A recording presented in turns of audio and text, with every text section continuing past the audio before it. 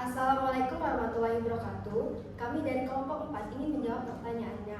Nah, nomor 1 akan dijawab oleh rekan saya yaitu Ayu. Baik, saya akan menjawab pertanyaan yang pertama. Untuk soalnya yaitu apakah tindakan mahasiswa tersebut etis? Jelaskan alasan Anda berdasarkan prinsip etika penelitian. Jadi menurut saya hal yang dilakukan oleh mahasiswa tersebut ialah tidak etis. Mengapa? Karena perbuatan mahasiswa tersebut dalam mengambil 20 data positif dan meninggalkan 30 data negatif itu termasuk ke dalam falsifikasi data, yang dimana falsifikasi data itu ialah menghapus data, mengubah data, dan juga memanipulasi data. Nah, dalam etika penelitian seperti yang kita ketahui bahwa kita harus menganalisis semua data dan juga tidak memanipulasi data, karena jika hanya dipilih sebagian itu akan menimbulkan hasil penelitian yang bias, menyesatkan, dan juga tidak mencerminkan kenyataan yang sebenarnya. Oke, mungkin bisa dilanjut oleh rekan saya untuk soal yang kedua, yaitu oleh saudari Malina. Baik, untuk pertanyaan yang kedua mengenai dampak dari tindakan ini terhadap yang pertama terhadap dunia pendidikan Islam. Penelitian yang tidak jujur ini dapat merusak kepercayaan masyarakat terhadap penelitian di bidang pendidikan Islam. Alhasilnya bisa menyesatkan dan tidak bisa dijadikan pedoman bagi masyarakat. Baik, untuk pertanyaan bagian B akan dilanjutkan oleh rekan saya yakni dari Basra. Baik, untuk yang kedua yaitu bagi kredibilitas peneliti. Mahasiswa tersebut bakal kehilangan kepercayaan dengan penelitinya sebagai peneliti. Nama baiknya bisa rusak, bahkan bisa berdampak pada akademiknya di masa depan. Baik, selanjutnya akan disampaikan oleh Ramadana. Selanjutnya yang C, kebijakan pembelajaran di sekolah.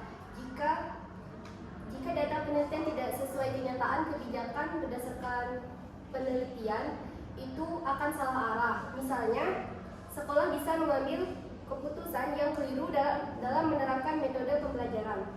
Selanjutnya, baik, soal nomor 3. Apa alternatif solusi yang seharusnya dilakukan oleh mahasiswa tersebut? Nah, mahasiswa ini harus memakai semua data. Misalnya datanya itu berjumlah 50 responden.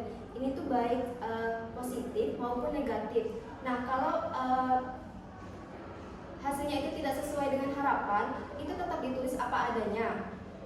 Nah, setelah itu jelaskan penyebab atau alasannya sesuai dengan analisisnya. Nah, dengan ini kita itu bisa tahu bahwa peneliti itu jujur atau bisa dipercaya. Baik, selanjutnya akan diberikan oleh rekan saya.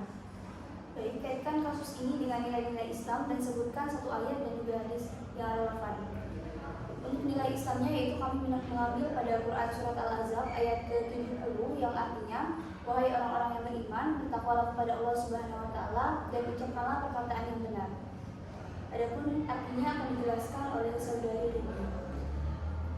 Dari surat Al-Ahzab ayat 70 tersebut dapat kita simpulkan bahwasanya kita sebagai setiap muslim termasuk peneliti hendaknya kita bertindak jujur dan benar, tidak memanipulasi data hanya untuk kepentingan pribadi. Untuk kesimpulannya akan disampaikan oleh Rizky Anarsa.